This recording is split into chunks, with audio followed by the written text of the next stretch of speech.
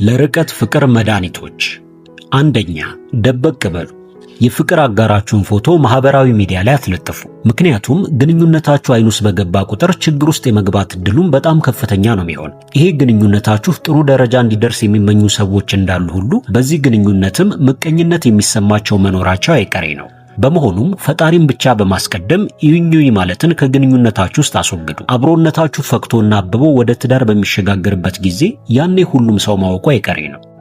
ሁለተኛ፣ አብራችሁ ጥሩ ጊዜ አሳልፉ። በተመሳሳይ ሰዓት ተደዋውላችሁ ፊልም መመልከት፣ የተለያዩ የፍቅር መጽሐፍቶችን ማንበብ፣ ሁኔታው የሚፈቅድላችሁ ከሆነም አብራችሁ ጸሎት ለማድረግ ሞክሩ። ይህንን ማድረግ ግንኙነታችሁ የበለጠ ቅርርብ እንዲኖረው ያደርጋል። ነገር ግን እነዛ ሰዎች በእነዚህ ጉዳዮች ላይ ከተስማማችሁ በኋላ በተደጋጋሚ እንደማይመቻቸው እንደደከማቸውና በጣም ቢዚ እንደሆኑ የሚያስመስሉ ከሆነ በግንኙነቱ ደስተኛ ለመሆናቸውን ሊያመለክት ይችላል። በዚህ ጊዜም ቅሬታችሁን በውስጣችሁ ከማቆየት ይልቅ የሚሰማችሁን በሙሉ በግልጽ ተነጋገሩ። ሶስተኛ፣ የጊዜ ገደብ አስቀምጡ።